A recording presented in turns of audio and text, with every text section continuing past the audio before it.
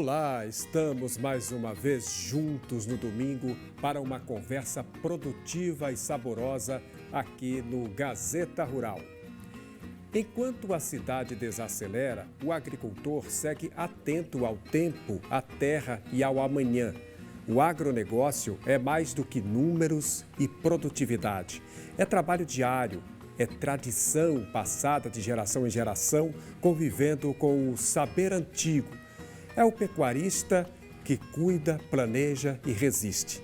A família que produz, muitas vezes em pequena escala, mas com um impacto gigantesco na economia, na segurança alimentar do município, estado e do país.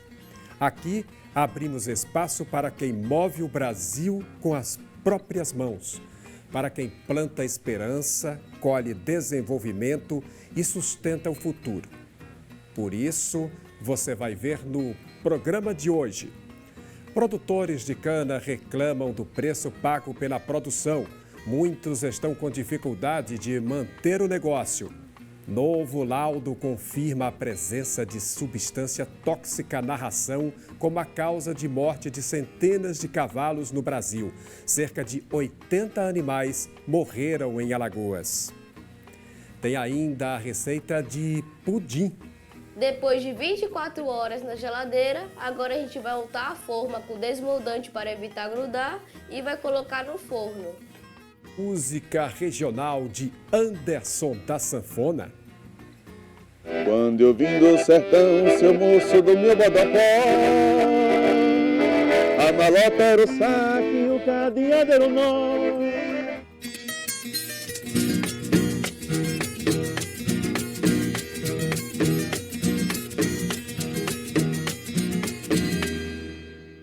A cana-de-açúcar é uma das mais tradicionais culturas brasileiras, também é uma das mais desenvolvidas no país. Em Alagoas, a produção ainda representa muito para a economia, mas o setor enfrenta dificuldades, algumas antigas. Vamos ver na reportagem de Isabelle Monteiro e Alex Alves.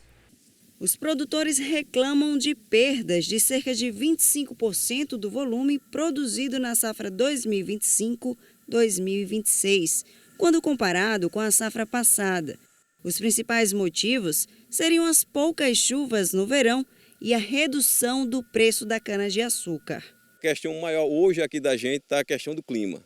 A gente pegou um verão de meados de setembro até agora. Veio chover agora há pouco aqui na região da gente. Isso já comprometeu a próxima safra, uma safra que já vem já com a defasagem da passada, porque teve outro veranico desde o início de praticamente agosto até meados de janeiro. Isso comprometeu a socaria, comprometeu a safra. A única vantagem que ocorreu o ano passado é como teve uma maior valorização do açúcar no mercado internacional, a gente conseguiu um valor maior com um ATR maior devido ao verão e isso praticamente empatou a receita da safra 23-24. Aí deu para a gente sobreviver um pouco mais, mas como esse ano o preço já caiu bastante e a ATR foi um pouco menor, a gente está tendo muita dificuldade para fechar as contas no final dessa safra. São cerca de 7 mil produtores de cana-de-açúcar em Alagoas que têm sentido dificuldades há pelo menos 3 anos. Nesta safra, eles acumulam perdas de mais de 25%, um prejuízo que ultrapassa 338 milhões de reais. Olha, a gente está estimando, que está fechando a safra agora há pouco, que a gente vai ter em torno de uns 15% de quebra de safra em relação ao passado. E vai ter uma diferença aí de uns 10 quilos de ATR em relação à safra passada. No Brasil, o produtor de cana é remunerado de acordo com as regras que calculam o valor da matéria-prima na fabricação de açúcar ou etanol. Assim, quando os preços dos produtos finais caem, o da matéria-prima acompanha. A saca de açúcar cristal, por exemplo, em dezembro de 2025, custava R$ 120,08, 23% menor do que em dezembro de 2024, quando valia R$ 156,29. A dificuldade do fornecedor de cana, que na sua grande maioria Ele é pequeno produtor, uma média de 90% dos produtores de cana do estado de Alagoas, ele moe menos de 1.000 toneladas de cana por ano. Essa situação hoje está insustentável, né? Hoje a gente está dizendo que o fornecedor de cana está brigando, está lutando, está tentando recurso para a sobrevivência dele mesmo e do canavial. Quando o senhor fala assim do preço, qual é a diferença? Como era antes e agora, como é que está sendo? Nós moemos há 2 anos atrás uma cana de R$ 157, a cana base. E esse ano, para você ver, no momento, a cana está custando hoje R$ 130. De 167 para 130, nós temos uma redução de preço acentuada. E isso compromete o setor agrícola do setor do fornecedor de cana. Para a Associação dos Plantadores de Cana-de-Açúcar de Alagoas, esta é uma das piores safras da história do estado. Quando você vê uma questão climática dessa, uma redução de safra dessa, aí o fornecedor de cana é o que sente mais. E ele sente também a questão do preço. As usinas também sentem, mas o elo mais fraco é o fornecedor de cana, somos nós. A ATR baixou muito, cerca de 40% de um ano para o outro, e a safra de 30%. Então, quando você alia uma questão financeira com a diminuição de produto que é entregue, aí é um caos muito grande que está se vivendo, né? É praticamente um colapso para o fornecedor de cana. Ele não tem dinheiro para comprar os insumos, ele não tem dinheiro para pagar o adubo, para pagar o herbicida, que são as questões fundamentais para se manter um canavial em pé. Ele está com dificuldade de pagar as folhas dos funcionários da fazenda e com dificuldade de se manter suas famílias. Então, ele está decidindo, ou eu mantenho a fazenda funcionando, ou eu mantenho a minha família comendo. Esse é o dilema que o fornecedor de cana está enfrentando hoje aqui no estado de Alagoas. Dados do Sindicato da Indústria apontam uma variação negativa de 5,3% em relação à operação das 15 usinas alagoanas. Na safra passada, processaram mais de 15,1 milhões de toneladas. Nesta, o número caiu para pouco mais de 14,3 milhões de toneladas. As usinas, como eu estava dizendo anteriormente, passando também por dificuldades grandes, porque o preço do açúcar no mercado internacional despencou. O ano passado, o preço do açúcar era 19 cents, 20 cents, 21 cents. Esse ano está 14 cents de dólar por libra peso. Então, é uma redução muito grande. E isso aliado a um dólar que estava 140, 145 hoje, 140 não, desculpe, 5,40, 5,45, hoje está 5,19, 5,20. Isso faz com que as nossas exportações sofram muito. E a gente tem um mix açucareiro no estado de Alagoas muito forte para açúcar VHP, mercado internacional, exportação. Então, quando o dólar e o preço internacional estão muito baixos, o nosso ATR despenca de uma forma muito grande, porque nosso mix é 50% de açúcar exportação para o mercado internacional. Então, o fornecedor de cana tem esse abalo muito grande no ATR e um abalo muito grande na moagem. O momento é de insegurança econômica para cerca de 90% dos fornecedores de cana do estado. Eles temem mais prejuízos e pedem apoio ao governo para manter os empregos no campo e a relevância que a atividade conquistou na economia de Alagoas. O fornecedor de cana está deixando aí de faturar cerca no estado todo de 380 milhões a menos de faturamento. É um buraco muito grande, as usinas também. Então, essa questão do governo chegar junto com insumos para o pequeno produtor, o governo federal junto com a subvenção para o produtor de cana, é de fundamental importância para manter tanto a economia saudável no estado, quanto os empregos no campo. Porque se os empregos no campo não tiverem mais, vai ter êxodo rural, o pessoal vem para a capital, não tem perspectiva de emprego aqui. É uma questão social muito importante, a gente tem que ver isso com olhos atentos. O governo estadual precisa olhar isso com a gente, precisa ouvir o setor, para a gente mostrar os dados, os números, quanto é preocupante essa situação que está acontecendo, e a gente precisa manter a atividade canavieira no estado, porque é a que mais gera emprego e gera renda para o estado. Olha, quando nós diminuímos a produtividade, o canavial não acordou, o canavial não nasceu e a natureza não favoreceu com chuva, esse comprometimento dessa próxima safra, ele é inevitável. Então, para isso, para a solução, é uma tendência de minorar, né? De diminuir esse desgaste que nós estamos tendo, até para cuidar dos próprios canaviais que restam. Então isso nós não temos presença dos governos. E precisamos ter. O governo não pode se ausentar, os governos não podem nos dar as costas diante de uma situação que só em Alagoas nós temos 7.500 fornecedores de cana, que na totalidade formam fornecedores abaixo de 1.000 toneladas de cana. Essa turma tem que sobreviver, essa turma tem família, essa turma tem canavial para cuidar. Precisamos de política pública. Olha, um novo laudo confirmou a presença de substâncias tóxicas na ração consumida por cavalos que morreram em todo o Brasil no ano passado. Em Alagoas, o produto pode ter sido a causa da morte de cerca de 80 cavalos. Em maio do ano passado, Estiaras, em Atalaia, se deparava com as mortes repentinas de cavalo da raça Manga Larga Machador. O primeiro óbito realmente que a gente teve aqui foi num desses animais que foi vendido, né? E a gente embarcou alguns animais aqui que saíram rumo à casa do sócio, da pessoa que comprou ele, do novo proprietário. E no caminho a gente começou a receber algumas notícias de que teve um óbito. Alguns animais chegaram na casa dos novos proprietários também, com o mesmo relato. Chegou com aparentemente um sinal neurológico, uma incoordenação para andar e rapidamente evoluiu, em 24 horas evoluiu para óbito. E aqui em casa, logo depois dessa viagem, no dia 29, foi o primeiro óbito aqui em casa, a gente acordou de manhã, chegou aqui uma potra andando, cambaleando na baia e em menos de 24 horas também evoluiu a óbito. Foi muito rápido que isso aconteceu. As mortes foram sequenciadas e chamaram a atenção dos médicos veterinários. A única coisa diferente que a gente era o consumo da ração, que era um produto externo que entrava aqui. A gente usava feno, a gente produz aqui, então tudo vem daqui da fazenda. E aí a gente suspendeu a ração na mesma hora, quando começou o contato com a fábrica, e a fábrica ainda, tem uma suspeita de uma ração contaminada, para de usar, e aí foi tudo muito rápido. A evolução desses animais, por mais que teve a suspensão da ração no dia seguinte do primeiro óbito, dia 29, dia 30, a gente suspendeu a ração. Na época, o governo federal determinou o recolhimento de todos os produtos destinados a equídeos, fabricados pela empresa, com data de fabricação a partir de 21 de novembro de 2024. Entre as perdas está a de um dos garanhões mais premiados e valiosos do país. Avaliado em 12 milhões de reais, o animal era considerado uma das grandes promessas da raça Manga Larga Machador, principalmente pela produção.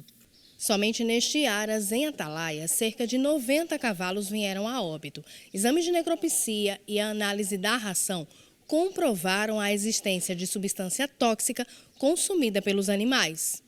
Um dos laudos foi produzido pela Universidade Federal Rural de Pernambuco e aponta a presença de monocrotalina com concentrações em níveis elevados, capazes de causar lesões hepáticas graves, encefalopatia hepática e morte dos cavalos compatíveis com os surtos observados em campo. A monocrotalina é uma toxina liberada através da crotalária. A crotalária é usada para adubação verde, essa parte de pastagem, tudo.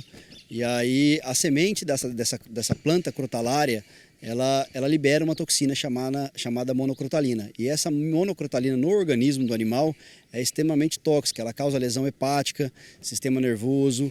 E aí o animal, na grande esmagadora maioria das vezes, os que tiveram contato com a ração aqui em casa vieram a óbito. O documento diz ainda que a associação entre a identificação química, os níveis tóxicos e a confirmação molecular de crotalaria estabelece elevado grau de certeza da relação entre a ingestão da ração e os quadros de intoxicação. E que a contaminação é compatível com falhas na colheita ou na mistura de matérias-primas. Análises mais recentes com a amostra da ração, feitas por um laboratório dos Estados Unidos, também confirmaram a presença da substância no produto.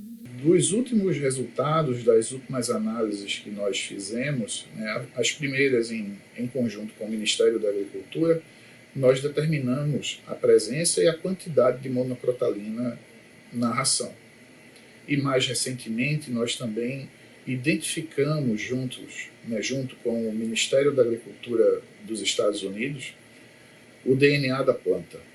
Isso mostra de forma inequívoca a presença da planta em quantidade suficiente e a presença da toxina em concentrações suficientemente tóxicas para levar a esse quadro de mortalidade. É importante falar também que, mais recentemente, nós temos observado que aqueles animais que conseguiram sobreviver por mais tempo, além de doença hepática e além de doença neurológica, também apresentavam doença cardíaca e doença pulmonar. Isso traz um novo paradigma, né, para as pessoas que estão passando por esse problema, para os criadores e certamente também para os animais, porque significa que os efeitos dessa tragédia ainda estão sendo sentidos e que o problema não foi solucionado, não foi resolvido e, consequentemente, vários animais ainda podem morrer por conta dessa intoxicação. Quem trabalha diretamente no cuidado desses animais ainda sente a perda. Foi uma pandemia, foi uma Covid dos cavalos que a gente teve aqui, porque era todo mundo tentando tudo, lutando contra um inimigo que muitas das vezes não dava certo, sabe? Então é muito frustrante, é muito difícil. E olha, vale reforçar que as primeiras investigações sobre o que estava matando os cavalos foram feitas pelos veterinários Pierre Escudro e Danilo Pimentel, da Universidade Federal aqui de Alagoas, por meio do GRUPEC. O trabalho desses profissionais recebeu o reconhecimento do Ministério da Agricultura e Pecuária. Os produtores da agricultura familiar que queiram oferecer alimentos para a Secretaria de Educação do Estado têm até o dia 23 de fevereiro para se inscreverem. Os interessados devem entregar os envelopes e as amostras dos produtos na sede da ANGESP, no bairro do Jaraguá, das 8 da manhã até as 4 da tarde. Veja outros detalhes com Raquel Vasconcelos, superintendente de alimentação da Secretaria de Estado da Educação. Você faz parte de alguma cooperativa ou associação, você pode divulgar e se inscrever através do nosso edital. O edital foi publicado no Diário Oficial e está disponível no site da Secretaria da Educação e da nossa autarquia de compras públicas, a ANGESP. Todas as informações estão detalhadas lá, são mais de 20 itens que você pode concorrer. E para fazer parte dessa edição, você precisa reunir os documentos de habilitação e os propostas de projeto de venda, a amostra de alimentos se fornece, se for o caso, conforme descrito no edital, colocar os documentos em 2 envelopes, lacrá-los e, junto com a amostra, caso necessário, entregar na sede da ANGESP pessoalmente, tá? Então, essa entrega ela acontece de forma presencial. A ANGESP fica localizada aqui em Maceió, no bairro do Jaraguá, Avenida Walter Ananias. A gente aguarda as inscrições. E relembrando que é só até amanhã, segunda-feira, dia 23 de fevereiro. E em Coruripe, um exemplar do peixe mero, espécie ameaçada de extinção, foi registrado esta semana durante mergulhos realizados por pesquisadores do projeto Meros do Brasil e do Programa de Biodiversidade Biológica e Conservação da UFAL. O registro chama a atenção pela importância ecológica da área, conhecida pela rica biodiversidade e também pelo valor histórico. O peixe media cerca de 1,20 m e é considerado um dos maiores peixes ósseos costeiros do Atlântico. É símbolo da conservação marinha. Avistamentos como esse reforçam a importância da região para espécies ameaçadas e destacam a necessidade de proteção contínua desses ambientes naturais. A espécie é protegida por lei e a pesca pode gerar crime ambiental. A seguir, um bate-papo aqui no estúdio sobre o circuito de feiras da agricultura familiar. E no quadro Giro Animal, o esforço de veterinários para tratar animais com doenças degenerativas usando a tecnologia. E hoje, um caso muito difícil de resolução, que é o caso do PET. O PET tem artrose em 4 articulações.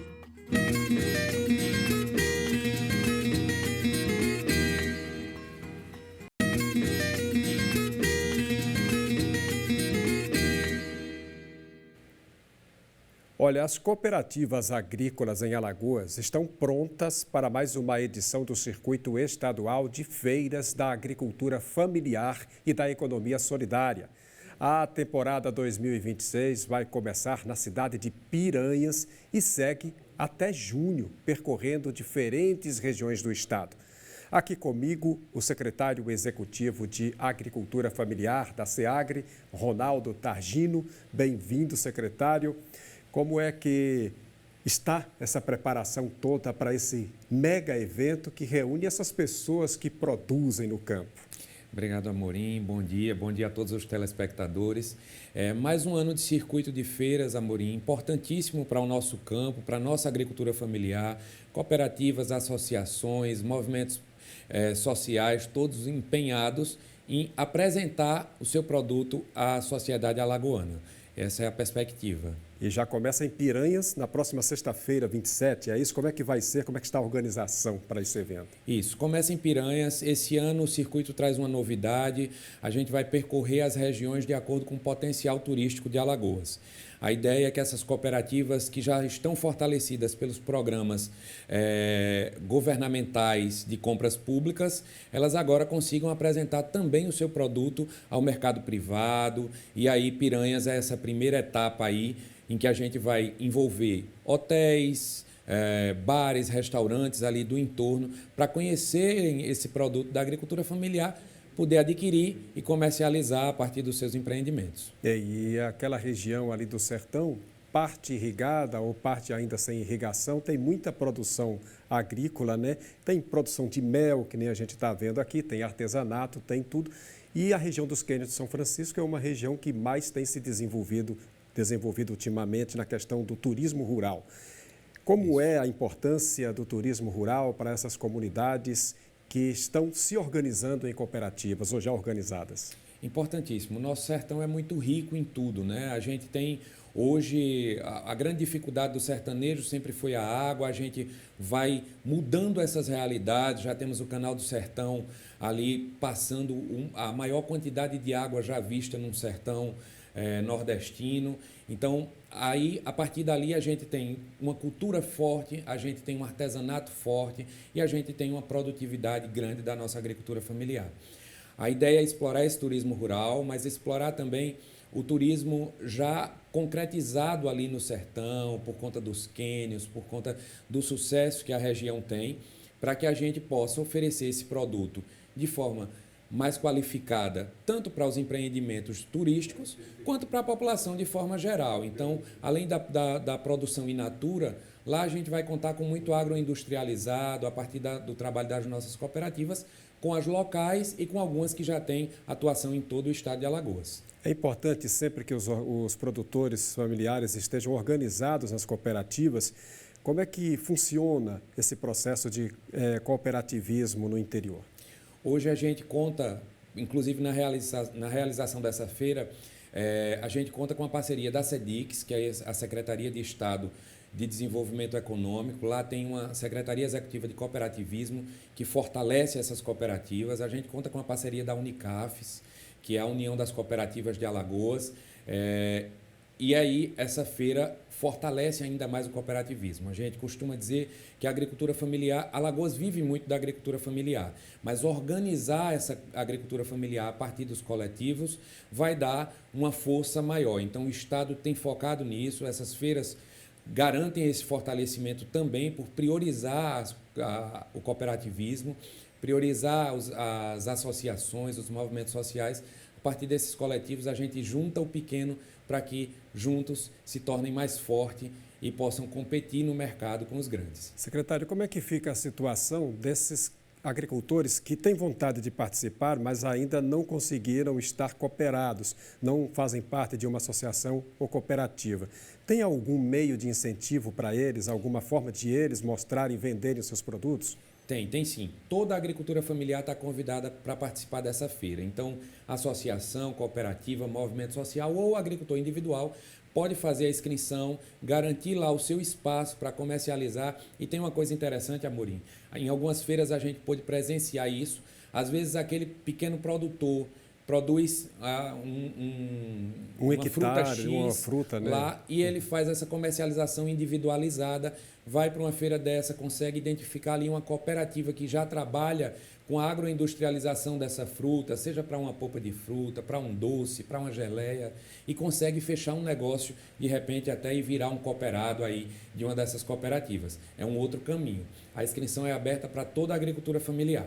Ainda há inscrição? Ele pode fazer no próprio município, onde haverá a feira, ou como é que funciona esse processo? Ele pode fazer no município, o pessoal da região de Piranhas pode procurar a Secretaria de Agricultura de Piranhas para fazer essa inscrição, mas pode fazer também pelo site, o site da SEAGRE, o site da SEDIX.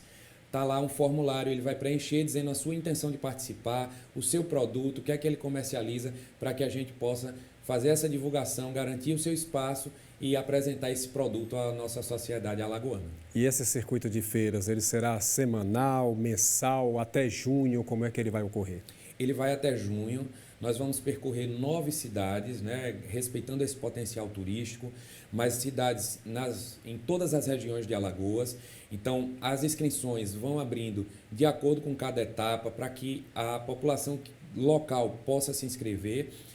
Essa primeira é Piranhas, a gente tem alguns meses 2 feiras, alguns meses 3, até junho, que a gente completa as 9 feiras, completando as 9 regiões de Alagoas. Então é uma oportunidade maravilhosa, porque tem muita coisa boa nesse nosso interior aí, né? A gente está vendo aí pelas imagens que estamos mostrando, artesanato de barro, muito bonito, que é da região ali de União dos Palmares, né? Da Serra da Barriga, por ali. E tem também os doces, tem o mel, tem a castanha, tem muita coisa, né, secretário? Tem muita coisa para ser apresentado, para a população aproveitar, produtos de qualidade, produtos saudáveis, produtos principalmente a preço justo, que é o que as nossas feiras pregam. É uma oportunidade ímpar de participar desse momento de Alagoas. E só complementando, Amorim, além da comercialização, a gente faz um grande dia de festa no município, lá vai ter bom forró, lá vai ter roda de conversa, onde os agricultores também participam, aprendendo um pouco mais de como oferecer o seu produto, de como apresentar o seu produto, de como valorizar o seu produto, e a população curte um dia cultural diferente, com bons produtos para levar para casa. Muito obrigado por sua presença aqui, trazendo essas boas notícias. Eu quero estar lá, quero acompanhar, pelo menos algumas. Não puder ir a todas, mas quero acompanhar, porque é muita coisa gostosa e também para a gente mostrar aqui no Gazeta Rural. Muito obrigado. Só reforçando o convite, Piranhas, nossa primeira etapa, dia 27. Então, toda a população do entorno do Alto Sertão está convidada para participar dessa feira maravilhosa da agricultura familiar. Muito obrigado. Depois vem Santana do Ipanema e os demais. Vem Santana, vem Delmiro, vem outras. Doenças degenerativas são condições crônicas caracterizadas pela deteriorização progressiva e irreversível de células, tecidos e órgãos, resultando em perda de função. No quadro Giro Animal de hoje, o veterinário Pierre Escodro nos mostra o tratamento de um cãozinho dócil, batizado de Pet, que sofre para se manter de pé e caminhar.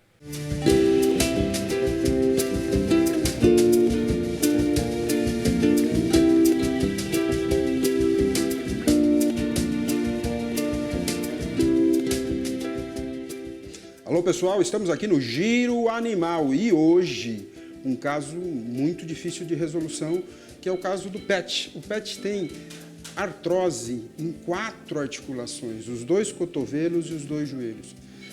A tutora já tinha passado por vários tratamentos, fisioterapia, com pessoas muito capazes, com profissionais super renomados, mas é uma doença degenerativa em que a articulação realmente vai, entre aspas, morrendo. Hoje nós estamos aqui com terapias integrativas usando plasma rico em plaquetas. A gente tirou o sangue dele, manipulou, processou em laboratório e jogou só o plasma rico em plaqueta nessas articulações com o material Cell-X, e depois a gente fez implante de ouro em pontos de acupuntura na região e também mais distantes, aproveitando também com pontos de ouro para convulsão, que ele de vez em quando apresenta convulsão por síndrome da separação.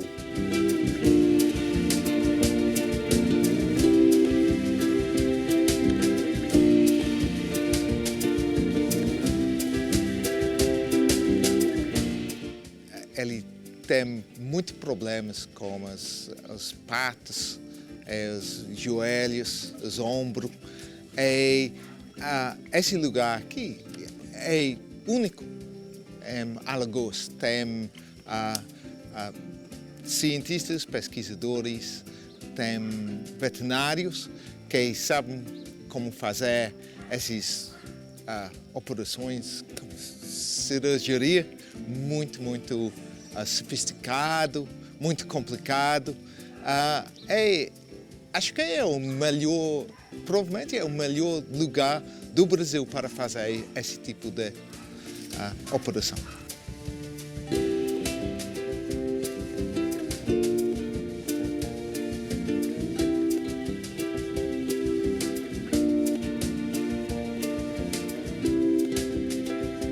A gente fez, então, a infiltração intraarticular do plasma rico em plaqueta do próprio animal, que tem osteoartrite em 4 articulações.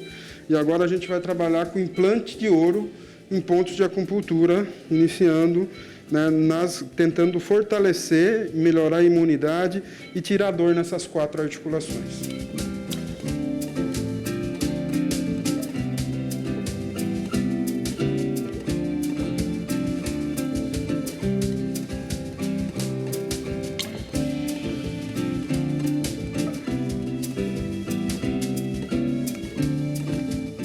Então é isso, pessoal, né? São terapias integrativas, acupuntura, buscando melhorar o bem-estar do seu animal e a saúde animal.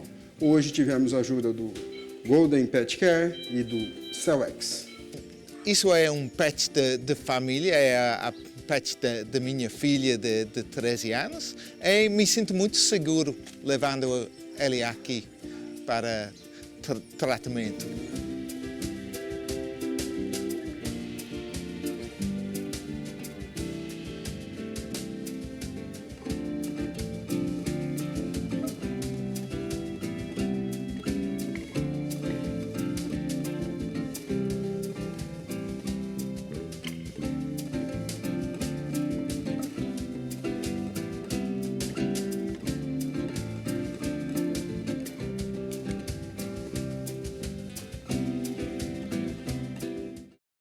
Muito bem, e agora nós vamos mostrar uma reportagem sobre a tradicional farinhada no povoado d'Arco, em São José da Laje. A comunidade se reuniu no carnaval para celebrar essa tradição popular da agricultura familiar e da economia solidária do estado. Vamos ver. Elas seguem em cortejo rumo à plantação de mandioca e realizam a tão esperada colheita da temporada. Quanto tempo tem que esperar para colher a macaxeira para fazer a farinha? Essa aqui, por exemplo, vocês plantaram quando? 2024. Aí tem que esperar? Para fazer a farinha. Quanto tempo? 2 anos. Uns 2 anos. É. Agora para vender, para comer cozinhada na mesa, aí tem com 8 meses. Ela tá boa. Produto colhido, é momento de iniciar os festejos carnavalescos por aqui. A produção da farinha de mandioca é o ponto alto da celebração e todo o processo de preparo é realizado em uma casa de farinha centenária. Esse processo começa indo para o roçado, tirando a macaxeira, trazemos a macaxeira para a casa de farinha, descascamos, depois servamos, depois imprensamos, depois peneiramos, por último vai para o forno para fazer a farinha. Enquanto a farinha ela é produzida de forma artesanal, como um jeito de manter viva a tradição, olha só, logo aqui desse lado é realizada uma verdadeira celebração, comemoração pelo bom ano de colheita. Isso tudo em ritmo de carnaval. Para seu Carlinhos, essa celebração tem um motivo que vai além do carnaval. É a comemoração de uma cultura centenária que atravessa gerações da família dele. Ele ainda reforça que essa tradição precisa ser mantida viva. Enquanto eu existir, ele tem que existir. Agora, depois que eu me for, agora aí quem vai ficar é quem vai resolver. Se vai continuar ou se vai deixar acabar. Desde o ano passado, o ofício das casas de farinha foi declarado como patrimônio cultural de Alagoas, o que para essas mulheres significa uma valorização de todo o processo produtivo que envolve a fabricação da farinha de mandioca aqui no estado. com a preservação da cultura, as nossas tradições, a gente poder contar para os nossos filhos, para os nossos netos, como é importante a gente preservar a nossa região, as nossas mulheres, entendeu? A valorização, o empoderamento delas, porque esses produtos que a gente está produzindo hoje, a farinha de mandioca, ela vai ser vendida, comercializada em supermercados, vai ser vendida na comunidade, então todo mundo sai ganhando. E depois das raízes serem descascadas, trituradas para formar uma massa e essa massa ser prensada para remover a água, chega o momento mais esperado, o da secagem. Olha só como fica o forno tão querido do seu Carlinhos. Repleto de farinha sendo torrada e pronta. A farinhada de carnaval de São José da Laje já ter virado tradição. Todo mundo junto, partilhando de tudo. Rico o carnaval da gente.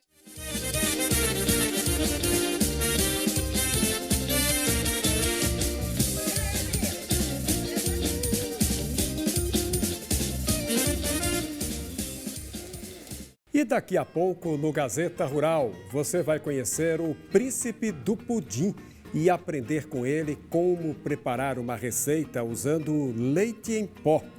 E o forró tradicional de Anderson da Sanfona. Não saia daí porque no próximo bloco tem forró, tem baião, tem um bate-papo aqui com Anderson Fidelis.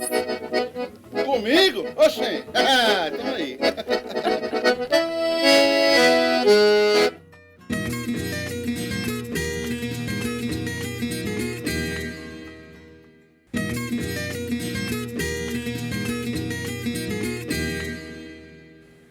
Olha, gente, com apenas 11 anos de idade, ele já descobriu o sabor da culinária, da criatividade e do sonho. A gente vai conhecer agora o príncipe do pudim, que transformou a cozinha da casa em palco de sucesso e nos ensina a preparar uma maravilha, o irresistível pudim de leite em pó, uma receita cheia de doçura, mas principalmente de inspiração. Pontal da Barra, Maceió, território da Lagoa Mundaú e do artesanato mais original de Alagoas. Aqui também vive um príncipe, sabia?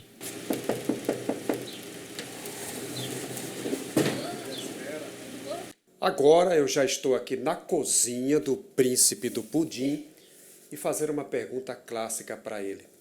Você gosta de comer pudim? Adoro, mas eu não como direto.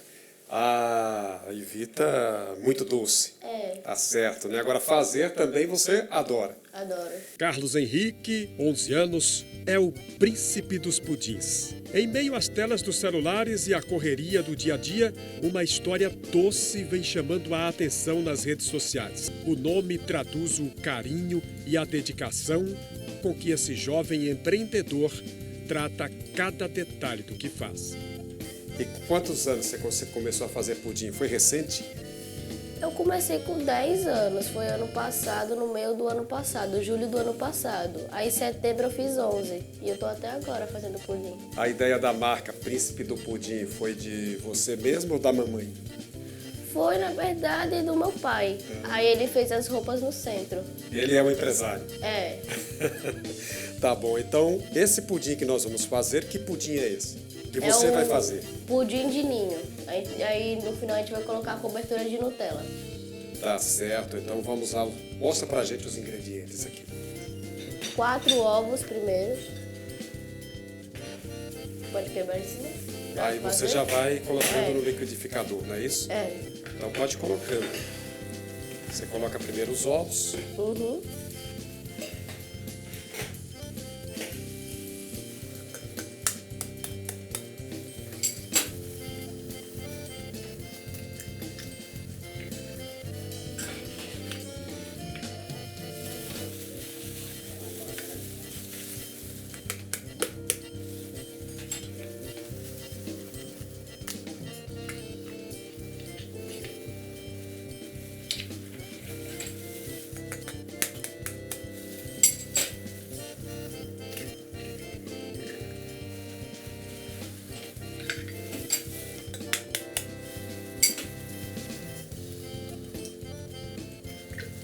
Agora é uma caixa de creme de leite.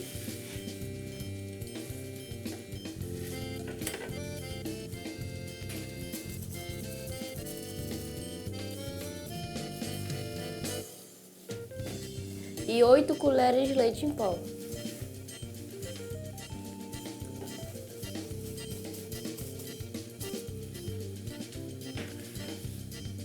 Agora, uma caixa de leite condensado.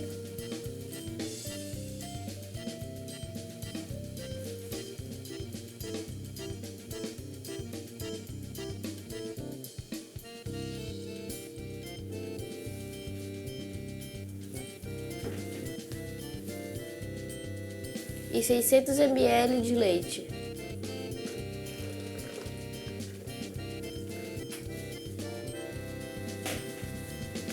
Uma colher de chá de essência de baunilha branca.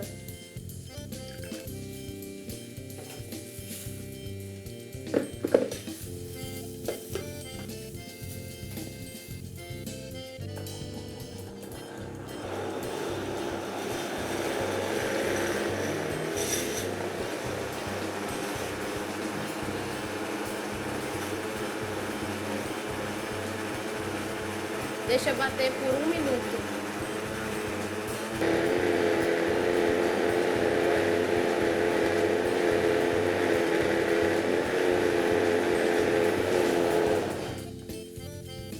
Depois de 1 minuto batendo no liquidificador, vamos colocar em um recipiente, tampar e deixar por 24 horas na geladeira.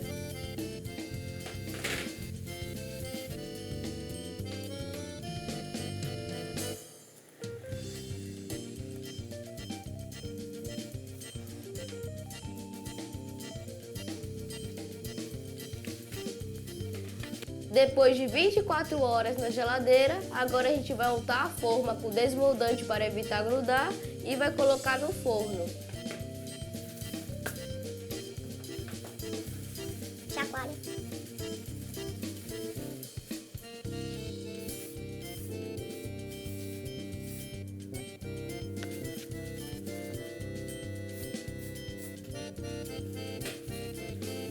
Se ficar uma camada muito grossa e desmoldante, é só tirar o excesso com a camada fina de papel.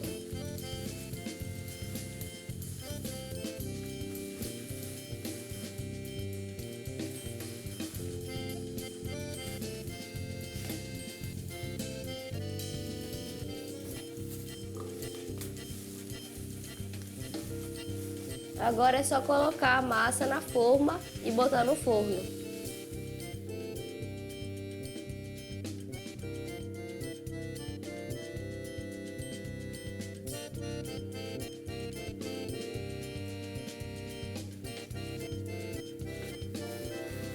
O pudim fica no forno a 180 graus por 1 hora, em banho-maria. Na parte do forno, aí eu entro em ação, até porque, para não deixar ele manusear, né? Os riscos, né? E os riscos, exatamente. E quem ajuda a controlar ele, assim, as quantidades, a vender, também é a senhora? Eu saio com ele no pontal, de terça a domingo, todos os dias, na parte da tarde, porque de manhã ele estuda. E aí eu acompanho ele nas vendas. Né? A ideia foi dele, ele estudou a receita, fez umas modificações e aí deu tudo certo. Quando ele saiu para vender, o pessoal foi gostando e foi indicando, um passando para o outro e a gente estourou aí nas vendas. Muito bem, depois de todo esse processo, o nosso príncipe já está aqui com o pudim prontinho. Então passou por todo esse processo aí de ir ao forno em banho-maria, não é? Antes passou pelo descanso de 24 horas, que é o que dá consistência na massa, né? É o que deixa lisinha sem furos, por causa que o que dá o furo no pudim é a espuma. Aí quando descansa, a espuma sai. E aqui ele fica uma massa bem lisinha, né? Fica lisa. E saborosa, claro. Claro, cremosa. Agora me diz uma coisa, esses pudins que estão aqui, os minis pudins, eles não são mera decoração, né? Isso aqui você faz mesmo, é sua produção, criatividade. Apresenta pra gente aqui eles. Todos eles são de 140 gramas. Esse é o tradicional. Esse é o de cobertura de creme de limão, que é o tradicional com cobertura. Esse é o de cobertura de creme de maracujá. E esse é o pudim de Nutella com cobertura de ninho. Quanto sabor, hein? E você vende todos eles, vende todos esses sabores aqui. O que pedir você vende? Vendo. É por encomendas? Encomenda eu também faço. Eu também saio na rua às vezes. Ah, vende na rua também, leva lá na caixa térmica? No cooler, no cooler. E as pessoas procuram muito? Procura. Bom, agora vamos à parte boa, a melhor parte, que é provar esse pudim do Príncipe, saber que sabor ele ficou aqui agora. Vamos lá? Vamos, claro. Olha como ele fica bem consistente, né?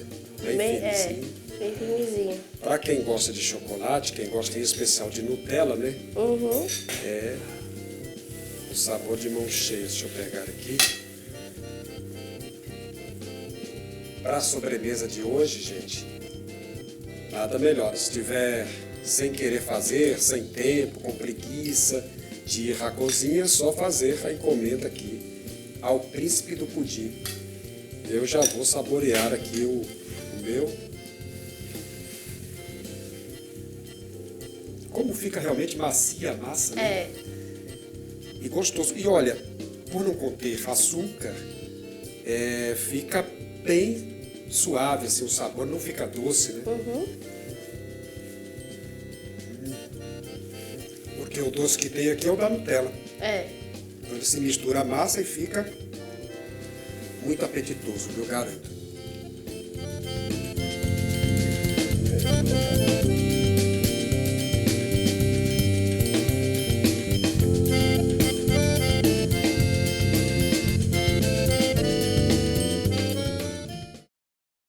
Deu para ficar com água na boca, não é mesmo? Muito bem, e agora um sanfoneiro raiz, daquele que tem Gonzagão como mestre. Este é Anderson da Sanfona, que bateu um papo com a repórter Renata Albuquerque. Ele falou do passado, do presente e dos projetos futuros. Vamos ver. 20 anos de carreira, sanfoneiro, cantador. Eu estou falando do alagoano Anderson Fidelis, que está aqui conosco no Gazeta Rural. Anderson, seja muito bem-vindo com esse som maravilhoso. Bom dia. Bom dia. Eu estou muito feliz de estar aqui mais uma vez na Gazeta. Ainda mais nesse programa que é tão raiz, tão regional. Da gente, regional, exatamente. E contar um pouquinho da sanfona para vocês. E contar uma lorota aí, né? Isso, contar uma lorota que de lorota não tem nada, que é a sua vida, a sua história, a sua memória, não é isso? Eu queria, inclusive, que você começasse contando pra gente em que momento foi que você decidiu, agora eu quero isso pra minha vida. Bom, isso aconteceu em 2006, né? A gente já tinha, dentro da escola onde estudávamos, lá no Tavares Baixo, no Centenário, um grupo de teatro. E nesse grupo a gente fazia alguns trabalhos, assim, de exercícios musicais. Então tinha um colega nosso que tocava sanfona, era filho de caruaruense, ele trouxe a sanfona para a escola, trouxe uma zabumba e eu batia zabumba na época, né? Virei zabumbeiro. E aquilo ali foi me deixando muito satisfeito, porque eu via o povo alegre, dançando, curtindo aquele som que é tão nosso. Eu digo, poxa vida, isso aqui é um sonho para uma vida. E daí a gente começou a desenvolver. Em 2008, pulei da zabumba para a sanfona. E aí ficou melhor ainda, porque o sanfoneiro tem muito mais moral.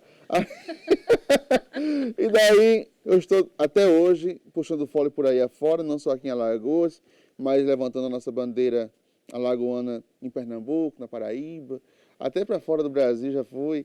E estamos por aí. Mas tem toda uma influência, né? A gente sabe toda a influência que você tem, que é a de Luiz Gonzaga, né? Eu queria que você falasse um pouquinho sobre isso pra gente. Bom, Luiz Gonzaga surgiu na minha vida como um bote salva-vida, sabe? Nessa minha experiência na escola pública, a minha professora de arte, que é a minha mãe de arte ainda hoje, que eu considero muito, a professora Rita Maria, me conseguiu uma bolsa de estudos numa escola particular. E nessa escola eu comi o pão que o diabo amassou. Menina, eu sofri, viu? Porque aconteceram várias coisas comigo nessa escola. Primeiro que a mudança do conteúdo, né? Eu estava num sistema, fui para outro e eu não conseguia acompanhar. E descobriram que eu era bolsista, ou seja, eu era bolsista, eu era pobre. E sabe como é que é? Essas questões de cor, né? Eu era o escurinho da turma, eu era o que se destacava no meio, então tudo isso foi me repelindo.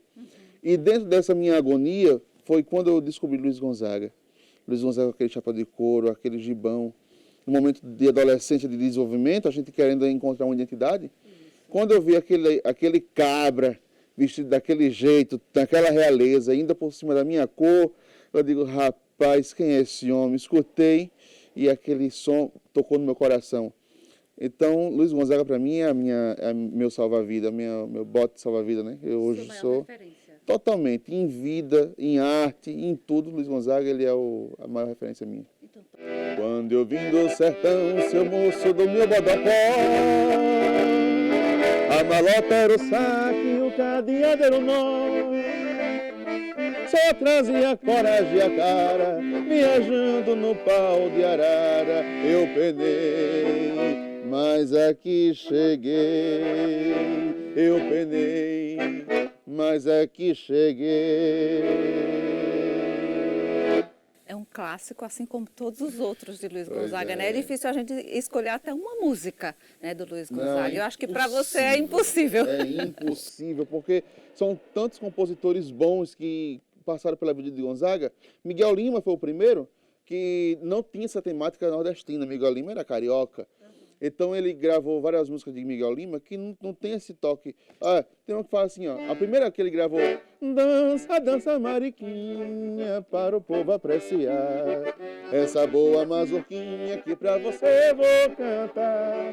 Ouça, meu bem, a sanfona toca. Pifirifom, pifirifom, toca no baixo desse acordeão. Então, era uma temática que não era nordestina. Ele encontrou Humberto Teixeira do Baião, da Asa Branca, e depois começou a conhecer outros tantos, Zé Dantas. Ela só pensa em namorar, Zé Marcolino, todo tempo, quanto houver, pra mim é pouco. João Silva, ontem eu sonhei que estava em Moscou. Então são tantos poetas que acompanham Luiz Gonzaga, e eu estou ali no meio, porque em 2022 eu gravei uma música usando justamente uma música instrumental de Gonzaga de 42, e eu coloquei letra. E a editora me deu permissão de gravar. Sim. Então, assim, desse balaio de poetas bons, eu estou no meio, né? Então, eu sou o mais recente compositor, coautor de Luiz Gonzaga, né? Que é o Pé de Serra.